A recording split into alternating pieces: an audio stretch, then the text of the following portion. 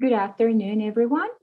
Welcome to our third day in this week of education. The School of Education from Universidad del Bosque is presenting.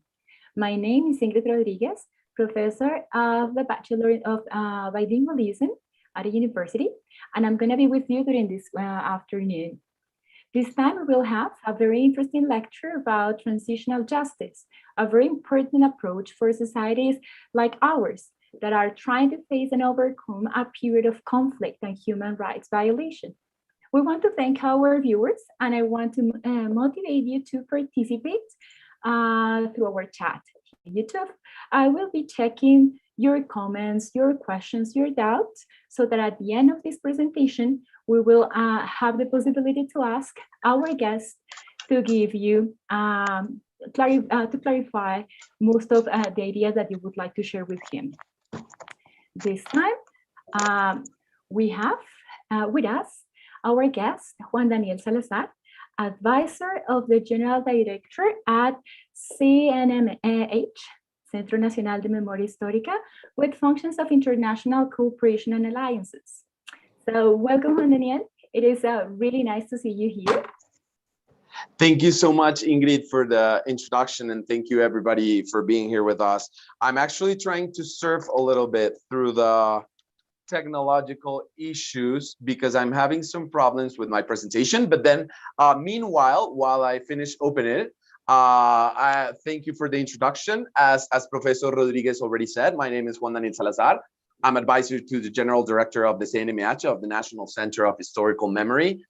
Sometimes I tend to speak really fast, both in English and in Spanish. So if I am doing so, please do let me know so I can lower my speed a little bit. It's not a language thing, it's more a personality thing. So I'm a lawyer. I specialized on human rights, international humanitarian law, and I have a master's of advanced studies in transitional justice, human rights, and rule of law. I've worked in international organizations such as the Organization of American States in Washington, D.C., in international cooperation. I've worked as well with different international NGOs like Swiss Peace, and currently, and I've also worked as teacher in different topics. I started teaching English, and that's how I paid for my tuition, and that's how I went to law school. And I've also worked as a university teacher, teaching some subjects in law school, teaching human rights, teaching international humanitarian law, constitutional law, and yeah, and that's the gist of it. So thank you so much for the presentation and for your time. The idea here is to share a little bit of the topics on transitional justice, a little bit of clarifying some basic topics, and how the work performed by the National Center of Historical Memory helps contribute to the materialization of the victims' rights. And now I don't even know. Sorry, here I am. So I'm going to start sharing my screen. So please tell me, Professor Rodriguez, once everything is set up. Can you see my screen? Yes, is that okay? Yes, we can see your screen. We are okay, yeah, and good. Now you're seeing my email, and now yes. I want to open up the presentation here because I have some problems with the PowerPoint with the program. Can you hear? I know there it's not the ideal visualization because it's not in the full screen mode, but I think it's the best I can do for now. So I hope it works. Is it okay? It works. Yeah. Go ahead. Okay. Thank you so much, Professor Rodriguez. So I'm going to talk a little bit about what is transitional justice and how does the work performed by the National Center of Historical Memory helps contribute to the transitional justice scheme. As Professor Rodriguez already introduced, what is transitional justice? Transitional justice is justice adapted to a transition, right? And when we talk about transitions, we talk about two different types of transition. We talk about transitions from conflict to peace, like the case of Colombia, right? We're going through a period where sadly and unfortunately we still have the ongoing conflict here in our country, but also for countries who are making a transition from a dictatorial regime to democracy. So when we talk about transitional justice, it's a compound of measures, juridical and extrajuridical, legal, social, cultural, made by a society, made by a government, developed by a government, in order to face these massive situations or massive violations of human rights that are happening in the case of the conflict. It's important to clarify that sometimes the transitions take a short time. Sometimes when you talk about a transitional context, it can be something that happens from 1 year to another, or in months, or something like that. But sometimes transitional justice or transitions take a long time. Like, for example, in Colombia, we have had an ongoing conflict for a long time. Some people say that the conflict has lasted for 50 years. Some people date the conflict back to the birth of the guerrilla movement. Some people join it together with the birth of the National Front, of El Frente Nacional, of this struggle between liberals and conservatives in the country. There's still no complete agreement upon when the conflict started, but we can all agree that it has lasted for a very long time. A very long time. So the same goes for all the transitional justice measures. So when we talk about transitional justice measures, we talk about juridical measures, for example, legal measures, for example, the creation of the victims and the law of victims and land restitution, law 1448, which gave some ideas on how to do the reparation of the victims of the armed conflict. Or we talk about juridical measures, for example, the special jurisdiction for peace, the HIP. The special jurisdiction for peace started more so as a juridical response to these violations of human rights occurred within the context of the conflict, right? And it would be the same with extra juridical measures. For example, the Truth Commission, La Comisión de la Verdad, right? It's an extra juridical measure trying to give people truth, trying to contribute to the integral reparation of the victims. So transitional justice measures go beyond legal things. Basically, we aim as a transitional justice scheme, or what we aim is to rebuild the social fabric, to rebuild the trust that was violated among citizens due to the violation of human rights, right? And to rebuild also the trust in the state, right? In the state's capacity to maintain a democratic behavior among the pervasive violations of human rights. So that as a brief introduction to give a little bit of context, talking a little bit about the National Center of Historical Memory. We are a public institution of the national order that aims at collecting and recovering all documentary material, testimonies obtained orally or by any other means related to violations occurred in the framework of the armed conflict. The information collected is made available to researchers, to parties, to citizens in general, through museum pedagogical activities, to enrich the knowledge of the political and social history of Colombia. So basically, what I want to highlight here is, when we talk about the context of conflict and the context of the rights of victims, I'm sure you all have heard about the 4 rights that victims have, right? The first one would be justice. Victims have a right to justice. The second one would be truth, right? Victims have a right to know what happened. Then we go to integral reparation. Victims have a right to be repaired in terms of what happened in the conflict. And then we go to guarantees of non-recurrence. It is worth clarifying, though, that when we talk, for example, about the right to truth, the right to truth is not only in head of the victims, it's also all Colombian society. We all have a right to know what happened, so this doesn't happen again. It doesn't matter if you're a victim or not, or if you're a direct victim or indirect victim. We all have a right to know what happened in order to contribute to its non-recurrence. So basically, the National Center of Historical Memory, in terms of these rights of victims, we work with the materialization of 3 of them. First, we are not a juridical instance. We are not here to judge. We are not judges. We are here to guarantee what? First, the visibilization of the voices of the victims among society, among everybody, so we know what happened. So the plural and diverse narratives of the victims are heard, not only in Colombia, but also worldwide. So on one side, we work with the right to truth, but we also work with something that is called symbolic reparation. Symbolic reparations or satisfaction measures basically talks about all of those measures that are not estimated, I don't know, let's say in money or in material and monetary issues, but it's how the victim feels repaired, and how you can help rebuild the social fabric that has been torn through cycles of violence. And with these actions, we contribute to the establishment of guarantees of non-recurrence. So we all know that these things shouldn't happen and that the things will not happen in the future through the dissemination of the voices of the victims and the voices of the victims and the voices of those who have suffered the conflict in many different ways. What is the mission of the National Center for Historical Memory? First one would be to contribute to the comprehensive reparation and to the right to truth through the recovery, preservation, and dissemination of the plural memories of the victims, as well as the duty of memory of the state. I would like to stop there just to make a very clear clarification. There is such thing as the duty of memory of the state. Oh, but what happened if the state didn't commit those violations, or if the state did commit them? It doesn't matter who were the perpetrators, who were victimaries. If it was the guerrillas, if it were paramilitary forces, if it were state agents violating their constitutional mandate, the state has a duty of memory. And it has been established through the jurisprudence of the Constitutional Court, as well as through the Inter-American human rights system, saying that that is an obligation of the state.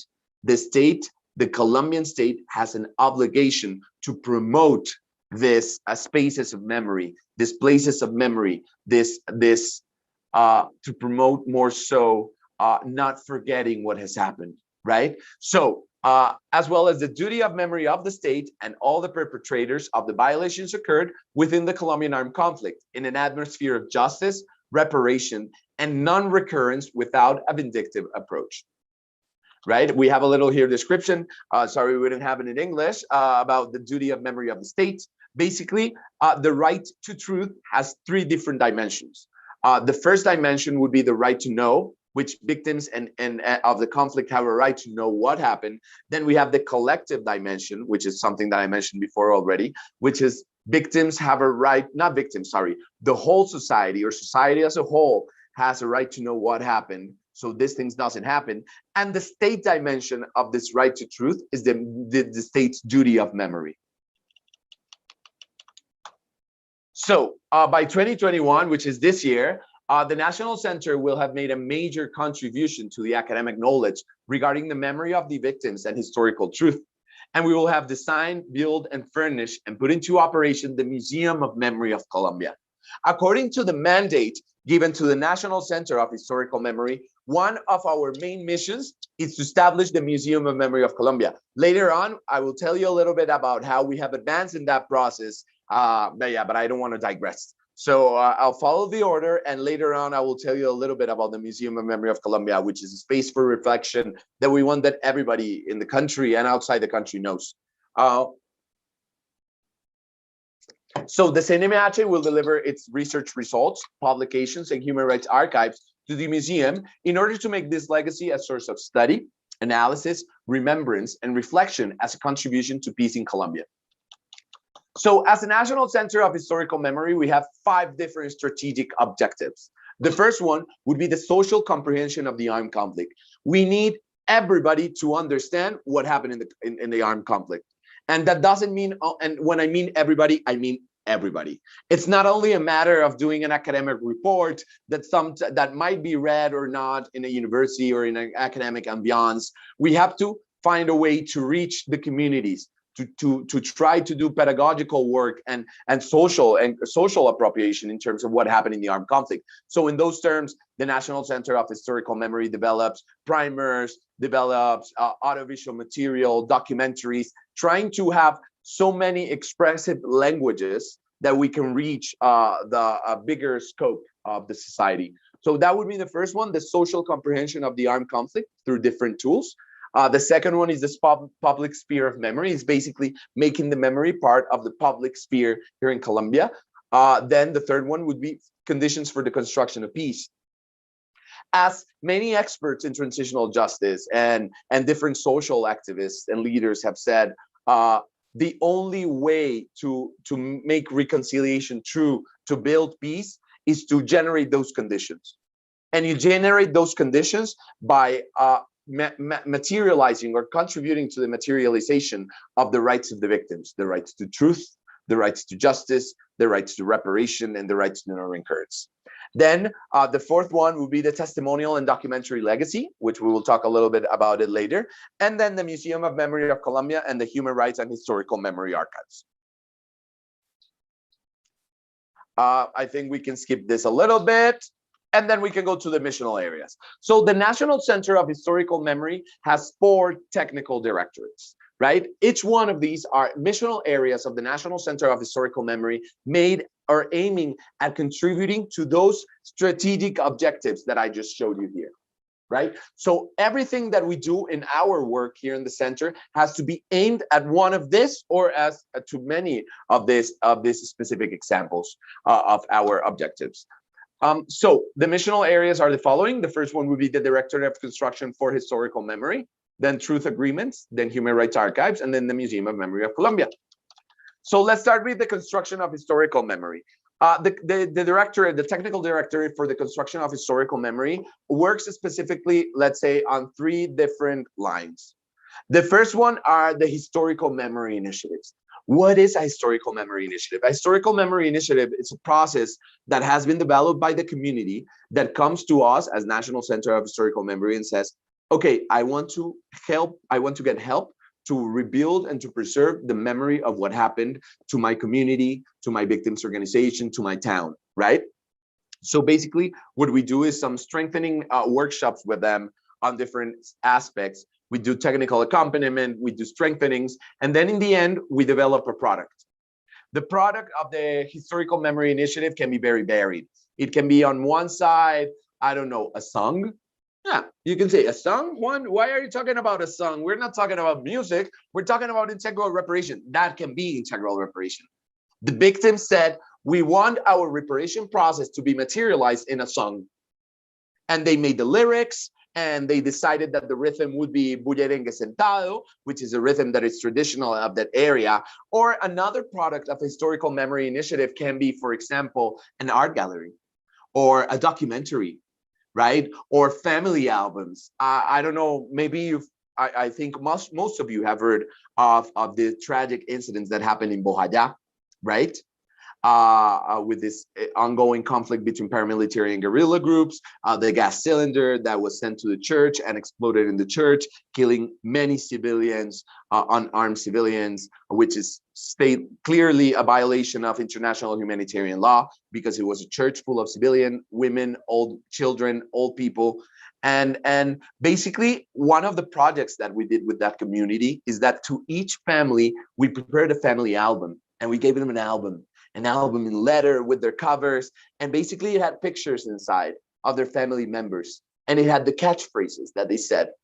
So we try to generate instances of transformation, of conflict transformation through what we do, like the historical memory initiatives. So those are products or example of products of the historical memory initiatives. So the first one would be that, the historical memory initiatives. Then on the other side, we have the research aspect.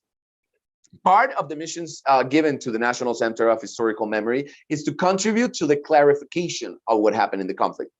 But I do want to make something really clear, is that because of the legal mandate given to us by Law 1448, we have a strict prohibition of generating an official truth. The National Center of Historical Memory is not here, I want to clarify, not here to generate an official truth of what happened.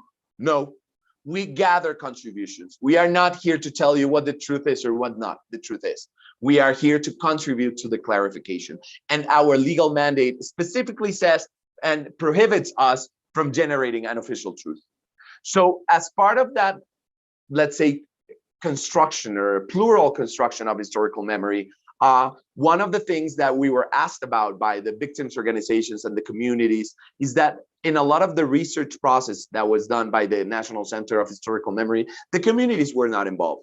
The universities were not involved. And it was something that was being produced in Bogota for Colombia, right? Something with very high quality standards, obviously, but still, it wasn't a community process. And research projects can be a community process. So part of our new director, not new anymore, but part of directors Acevedo's banners in terms of research is how to make more transparent and democratic the participation in the research. So in the past, the research used to be performed by people here in the National Center of Historical Memory. And as part of our response to that, we signed an agreement with the Ministry of Innovación Científica y Tecnología. Sorry, I know it in Spanish by heart. The Ministry of Innovation, Science, and Technology. So universities from different places in Colombia could participate to get funding for the research projects in terms of the conflict. We did the call for proposals. It was around 80 universities around Colombia, public and private universities participated in this call for proposals. Around 23 projects, if I'm not mistaken, 23 projects were chosen. They were not chosen by the National Center of Historical Memory. They were chosen by the ministry with a technical group that was developed in order to choose those projects. So that way, we get the communities involved. That way, the research is not done from Bogota to the Colombia.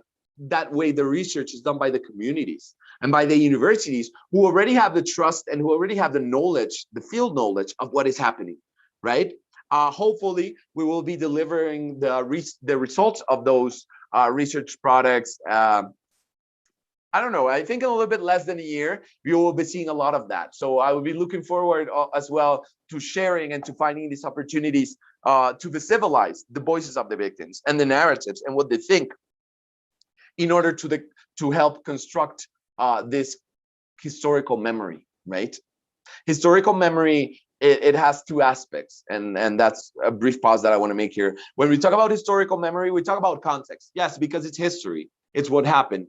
But there's also a cross-cutting approach there, which is the victim's impression. Let's say something. Let's say in a paramilitary attack in a town, we know, according to the reports and to history, that there were 30 paramilitary members in that incursion in the town, right? But then when you talk to the victims, the victim might say, there were hundreds. I saw them, I counted them. Does that make that not true? No, it's a perspective, right? And that's how historical and memory get together, because it's history with a cross-cutting subjective approach. Okay, so I was talking about the technical directorate for historical memory. I told you about the historical memory initiatives, the research projects that we're developing, and the third one would be the reparations line.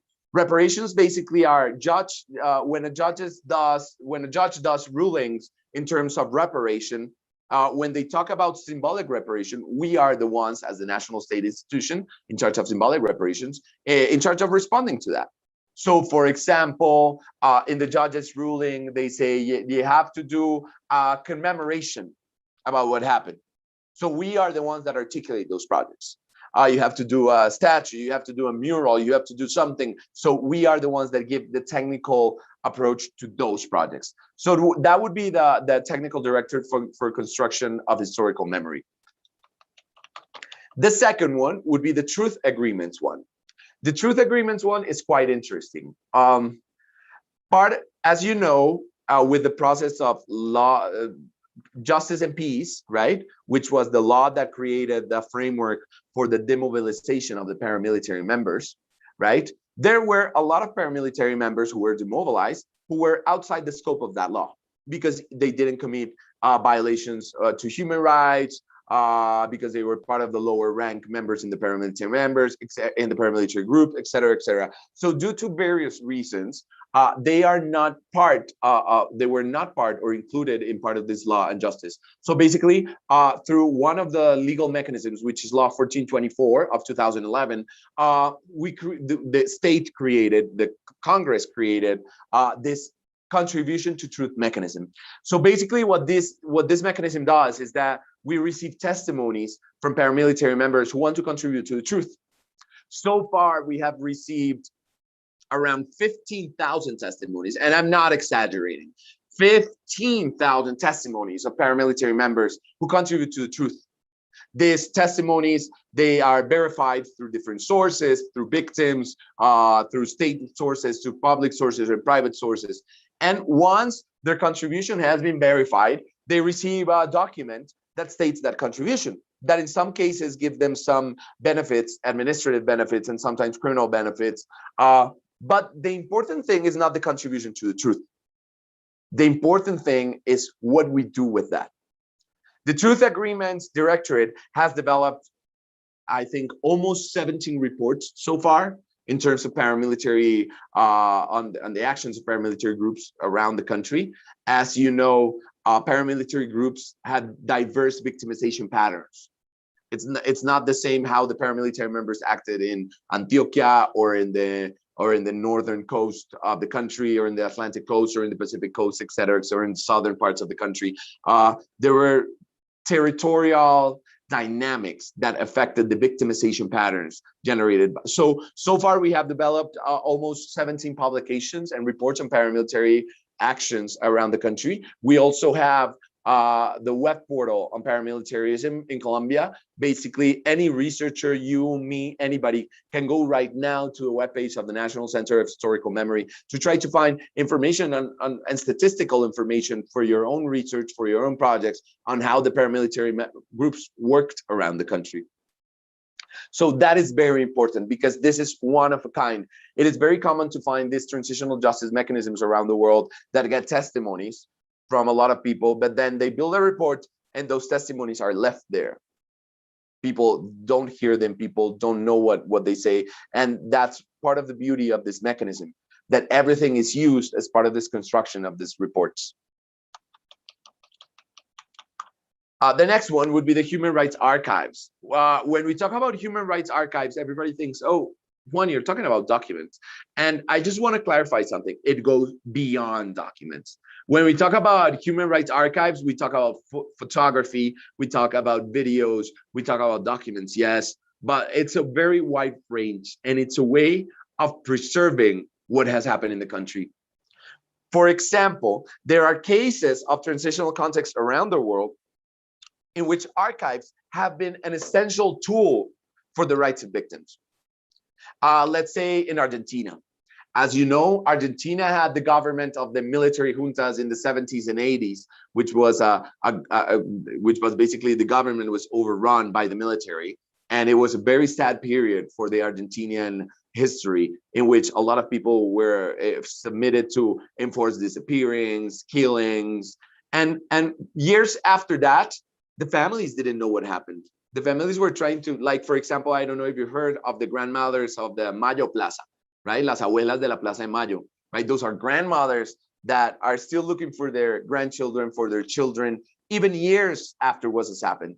And through the archives that they had, the archives of the military and the archives of the police, is that in a lot of cases, they have established the whereabouts of their family members or what has happened.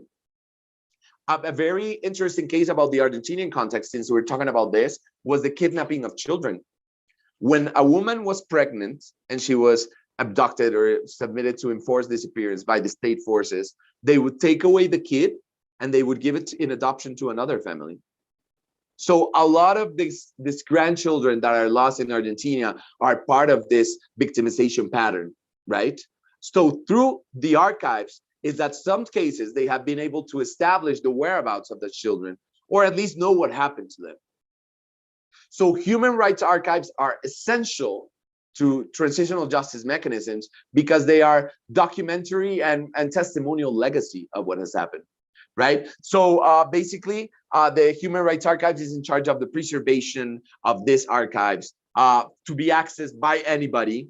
Right now, if you go to the virtual archives of the National Center of Historical Memory, you can look up the archives that we have. Obviously, they are submitted to an anonymization process in order to preserve the data, sensitive data of the victims and of the people involved.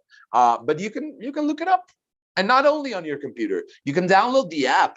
We developed, I think we launched it last year. We developed an app of the Human Rights Archives, which you can download in this moment to your Android device. I want to clarify that. We don't have it in iOS yet. We are still in negotiations with iOS and Apple. It's a little bit more complicated, but it's already available on Android. So if you look for DADH o Archivos de Derechos Humanos, Centro Nacional de Memoria Histórica, you can find the app, and that way you can use our archives also as a source of developing your own investigation and your own research, right?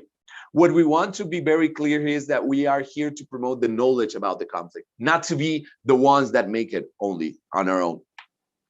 So the Archives on Human Rights, as I said, they work with the archives, with the preservation of the archives. We actually have a backup. Our archives, our documentary and center and our archives are very advanced compared to a lot in Latin America. We actually provide technical support and technical aid to a lot of different countries and institutions. But I want to just make this clear. We, from the Human Rights Archives, we not only preserve the archives, and we have a backup that is an external backup, so nobody can affect the archives. It doesn't matter who's the director or who's not the director or who's controlling that. No, because there are various backups in order to preserve the integrity of the archives. But what I want to clarify here is that we not only work with the archives, we also work with the organizations. In terms of what, you might say? Sometimes you are, I don't know, let's say a victims organization, and you have these newspaper articles about what happened to your organization, about what happened to your town. Those are archives, right? And in order to preserve them, we need technical, as I'm showing here in the picture, we need technical advice, right? It's not the same to preserve a photography or to preserve a document. It's so we also provide some strengthening spaces in order to generate capacity building in terms of archives. We also, from the technical director of Human Rights Archives, we do the international seminar on human rights archives, memory, and transparency. This year, we are doing the third version. We have people participating from all over the world. And when I'm saying all over the world, I mean it, all over the world, sharing their experiences on how to preserve archives and how their society and their whole transition was preserved through the archives. So we do a lot of strengthening with communities, with victims organizations, with public and private institutions, and that's a little bit about the Human Rights Archives. The Human Rights Archives, when the Human Rights Archives, when Director Rodriguez, which is the technical directorate for that area of the CNMH, received the Human Rights Archives, there were around like 300,000 archives, digitalized archives. I think now we're around 1 million something, 2 million. So we have advanced a lot in those terms. And now we go to the last technical directorate, which is the Museum of Memory of Colombia. Sorry, I get dehydrated very easy. So part of the missions given to the National Center of Historical Memory in terms of the mandate in the law was to transform itself. First, I want to clarify this. According to the law, eventually the National Center of Historical Memory will cease to exist, right? Because we are a transitional justice mechanism. We are not made to last and to endure for eternity, right? We are here to help with the transition.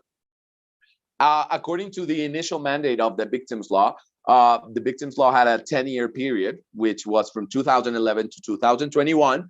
But in the beginning of the year, the Congress of Colombia, due to the claims from different victims organizations, and also to what the Constitutional Court said in those terms, basically the idea is the following. The Victims Law was created as part of the justice and peace process, right? But now that we have signed a peace agreement with the guerrilla of the FARC, that we are working on the implementation right now as government, not only as government, civil society, everybody, all the stakeholders involved. Basically what the Constitutional Court said, okay, if you are going to use Law 1448 or this Victims and Land Restitution Law as part of the reparation scheme for the victims, we need to expand it. Because initially it was thought for 10 years because it was the demobilization process of the paramilitary members. But now we are talking that it's 2016, we're signing peace, we need more time to do this.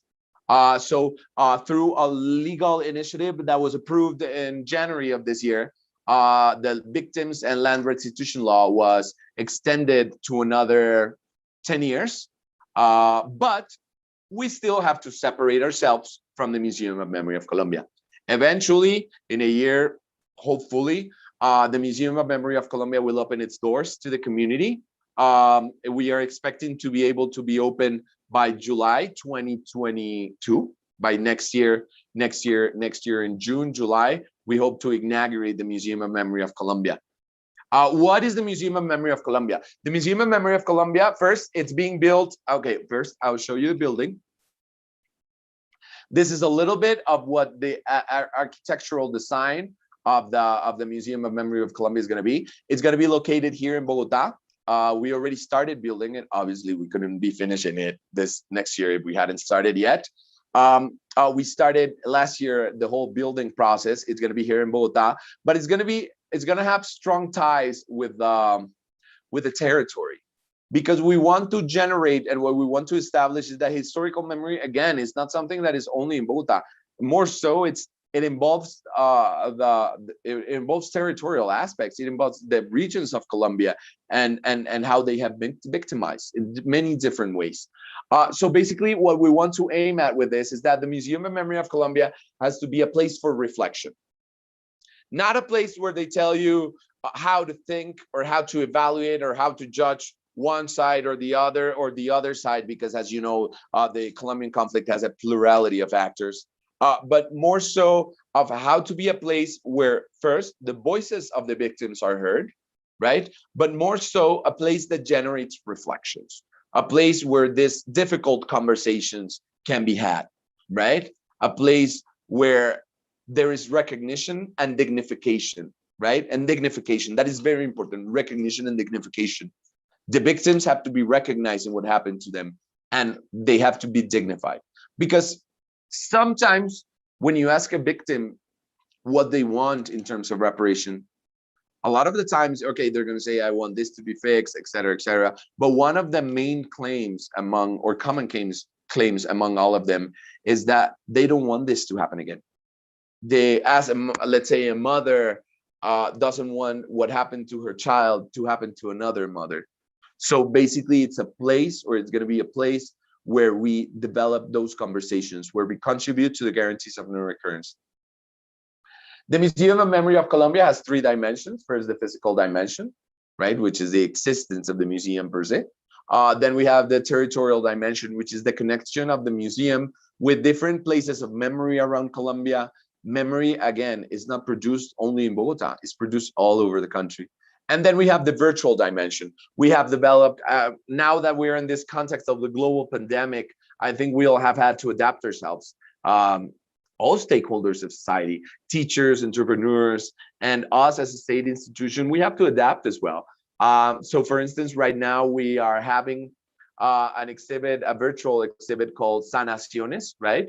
Which gathers the narratives of different indigenous groups around the world. Around the country, and their resistance to violence, and their resistance and their stories in terms of the armed conflict. So I strongly encourage you to check it out. And then, almost as a conclusion, because we have to leave a little bit time for questions and interaction, we have the strategies and cross-cutting differential approaches. I'm going to talk very briefly about each one of them. First one is the historical memory pedagogy strategy. As you know, as teachers, as students, you know that it's not the same to talk about the armed conflict in Bogota and to talk about the armed conflict in Putumayo, right?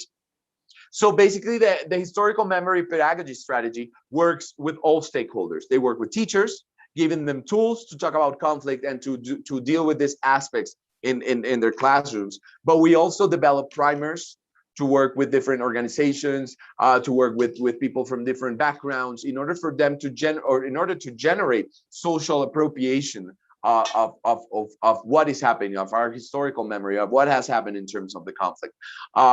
As I said, we have a think tank with teachers. We developed a toolbox, La Caja de Herramientas, Desaprender la Guerra, on learning war and learning peace, which give this materials and tools to teachers. We also have worked with the ministries with the secretaries of education in the municipalities in order to generate these synergies in terms of teaching. The nation territory strategy, which basically works more so with articulation processes in territory with local authorities. Sometimes, for example, the government of, or the mayor of, let's say, I don't know, any municipality, El Bagre in Antioquia, they are obligated to do a historical memory process because they have one of these PEDs of the municipality, PED municipality structures, which is Programas de Desarrollo con Enfoque Territorial. development programs with territorial focus. Sorry, those things I know them in Spanish by heart, so I have to repeat them in order to translate them. Basically, how do we help them know that? Because imagine that you are the mayor of a small town, and you get this mandate, and you have to work on historical memory, but you don't know how to do it, right? So that's a little bit about the work we work also in the nation territory strategy. The victim participation strategy, they are there to ensure that the victims participate in our processes, from small processes like historical memory initiatives, as well to different processes like the exile strategy that works with Colombian victims of the armed conflict, who are Colombian victims of the armed conflict, who are exiled because they were threatened, because their families were threatened, because their security was affected due to the armed conflict. So we work with them in order for the voices to be incorporated. We have the communication strategy that works in dissemination. We do, for instance, right now we have a strategy done with a university here in Bogota to do film sessions every now and then with documentaries and with conversatories about what has happened, about products that have been developed in the country, in the National Center of Historical Memory, in order to contribute to the reparation of the victims. And we also have the differential approaches. It's very important to mention the differential approaches, because basically what is the cross-cutting differential approach? We talk about differentiated harm. A woman doesn't suffer the conflict the same way a man does, right? I'm not saying generalizing, but in general it does. Let's say women are more prone to suffer from victimizations in terms of sexual violence. Yeah, sometimes men do as well. Yeah, but it happens more to women. I don't know, a gay person, a trans person doesn't suffer the conflict in the same way. Ethnic communities, indigenous communities, Black communities, palenqueros, raizales, they have a differentiated harm because of their context. Older people, the same, disabled people. So basically what we try to do with these cross-cutting differential approaches is to generate differential reparation measures to those victims, right? So we work with children because they are victims, direct and indirect victims of the conflict. So in order to generate empathy, in order to generate a better understanding in their perspective. So we develop tools. For example, we have a very interesting tool called, it's a book called Eloisa y los bichos, Eloisa and the bugs. And basically it's a story about a little girl who was displaced by violence from the countryside and goes to the city, and she gets to the city and she feels like a weird bug, or she feels everybody is a bug because it's not her context. And that way we try to generate empathetic approaches towards, for example, displacement. We also have some methodologies that work with enforced recruitment, right? As you know, there is no such thing as voluntary recruitment of children and adolescents. It's always forced, according to legal standards established by the Constitutional Court. So we develop those tools to work with children in order to help them cope with their victimizations. We have stories, we have songs. Here are a little bit of the examples that we work here in the center. You can obviously check them out in our webpage. Just to make an announcement, remember that everything that is produced by the center, tools, methodologies, publications, they are free of charge, available in our webpage. We cannot charge anybody for that. And that's why we make them, in order to help society use them in order to develop better their reconciliation approaches towards the conflict. We have the gender cross-cutting team that works with women and also with people with diverse sexual orientation or gender identity, right? For instance, before I was telling you a bit about our work with paramilitary investigations and research in terms of paramilitary groups. And I was telling you a little bit, for example, there's paramilitary groups in the northern part of the country. They used to victimize gay people, gay men and trans women. And they used to use them like, I don't know, imagine like one of those animal fights or dog fights that they do in the movies, or sometimes in the countryside in Colombia, they do them with roosters and things like that, and animals like that.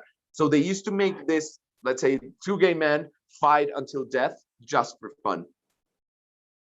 And that's how, for instance, at that moment, the National Center, which was like, I don't know, 2014, 2013, when we started as an institution thinking about this differentiated approach, right? So we have developed research reports, for example, Annihilating Difference, which is about LGBTQI plus community victims of the conflict, La Guerra Inscrita en el Cuerpo, which is about victims of sexual violence, et cetera, et cetera, et cetera. Then we have the disability approach. We have worked from the disability approach, we have worked with various stakeholders. For example, it's very common sometimes to find people who are victims of landmines, right, in the countryside. Not only civilians, but also members of the public forces, military members who got dismembered or suffered from any type of disability due to the armed conflict, right? The same, for example, sometimes in the cases of the false positives, right, of those people. Sometimes, a lot of the time, they were used due to their due to sometimes of disability by these victimaries, in this case state agents, trying to pass them as guerrilla members. So we do videos, we do books, we do art galleries. Last year we had an art gallery that was called Land of Mine. Basically, it's a wordplay between landmines and our land being Colombia. We try to generate those spaces for visibilization, right? Because sometimes we forget that this has a differentiated approach. The older person's approach, it's not the same to be a victim of the conflict if you are 70, if you're 60, right? And maybe you have to raise your children's children because of what happened. We have audiovisual books. We have one which is an audio book, this one that is called No Time to Forget, right? That is trying to generate more awareness regarding the narratives of older people who are victims of the armed conflict. And we have the ethnic cross-cutting team, which works with Raizal communities, Palenqueros, indigenous communities, Raizales, Palenqueros, and African Colombian communities as well. Basically, this has some principles in this work. First is the establishment of the territory as a victim. But you would say, Juan, how is a territory a victim? It's not a person. But as part of the cosmogony, and the cosmology and the interpretations of different indigenous communities, of these communities that have such a strong okay, there you go. So they're so strongly connected to the territory. The territory also begins to be seen as a victim of the armed conflict, the long duration of the conflict, and the underlying factors of the conflict. Those are the three principles of our work with ethnic communities. We have developed, as I said, we are currently having this exhibit with the Museum of Memory of Colombia called Sanaciones. In the past, we had another exhibit called Endulzar la Palabra, Sweetening the Word, which was basically trying to highlight those narratives and their right to peace. And then we have my team, which is basically almost as an administrative staff. But basically what we work is first to generate more visibilization nationally and internationally in terms of the experience of Colombia, in terms of historical memory. We channel resources, technical resources, and financial resources as well for the development of projects. And last but not least, we have the Observatory of Memory and Conflict. The Observatory of Memory and Conflict is the biggest database in terms of statistic information regarding the conflict, regarding the modality, regarding the dimensions of the conflict, perpetrators. So it's very useful as well for researchers, for anybody that wants to find out more about the conflict. How many people participating in the guerrilla groups were women? How many were men? How many were children? And what were the main victimary actions or crimes perpetrated by this guerrilla group or by the paramilitary members? So it's a very useful tool that gathers both private and public sources in order to achieve this completion, but it's still not complete. There's a lot to report, but we're still doing our best in order to have the most complete database in terms of violations of human rights that occurred within the context of the armed conflict. So being 3:51, so we have a little bit time to talk and for questions. I think I'll leave it here. As I said, again, my name is, I was going to say was, but it still is. My name is Juan Daniel Salazar. Thank you so much for your attention, for your presentation, and I'm here for your questions. Thank you, Annie. Thank you very much. Well, we have had different comments. Some of them, interesting talk, a great talk, an excellent work you have done as for the institution as well. We have one, I got messages from YouTube, but also got messages from my Hangouts and WhatsApp.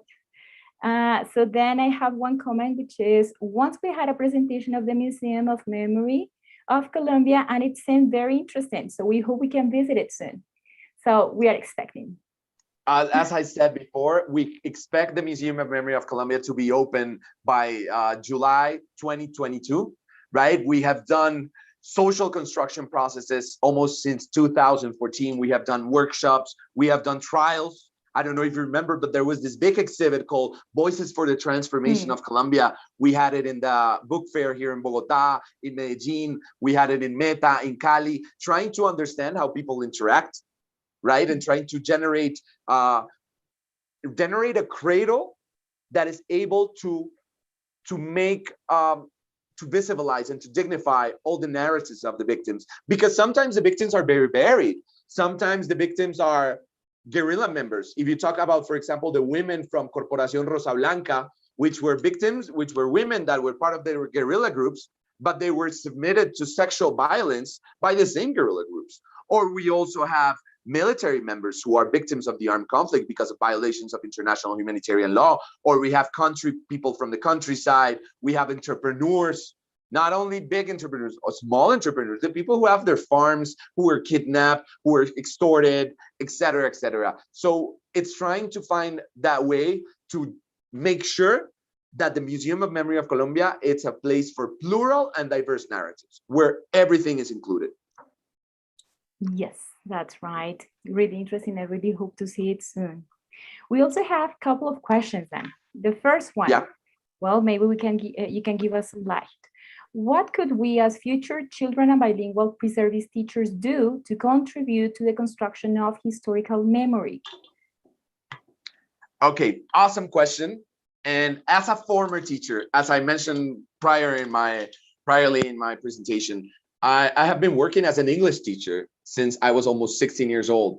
I started teaching when I was very young. I had language proficiency, and that is how I paid for my tuition, how I paid for my university studies. Obviously, it was empirical. I didn't get proper training, but I got proper training from the university as I went by, and I became better.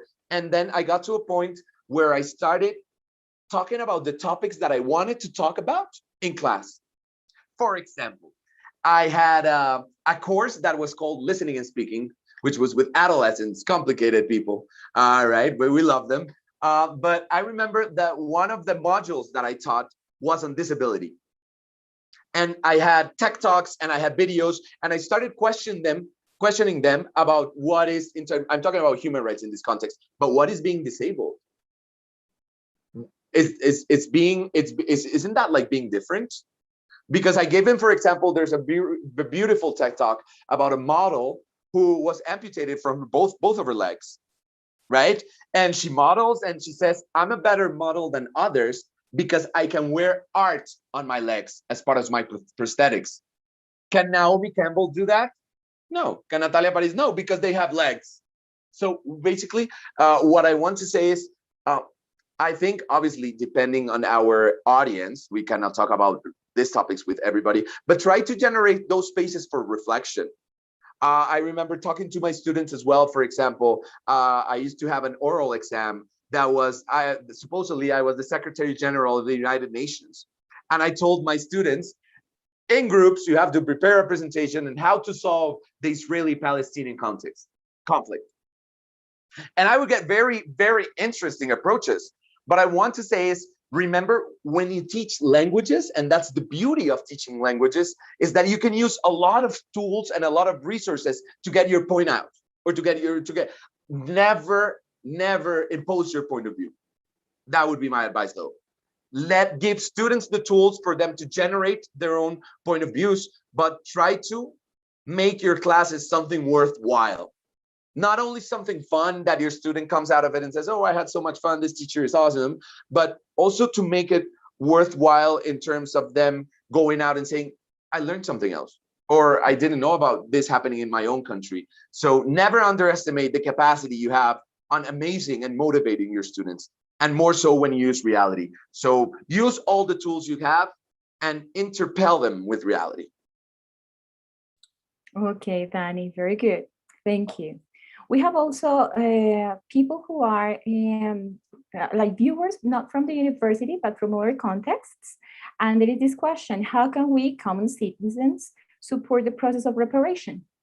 Very interesting. Okay, I think that's a question a little bit with a wide scope. But I would say first, you as a citizen, do you know what happened? So my first advice as a citizen is find out what happened. Find out all you can, right?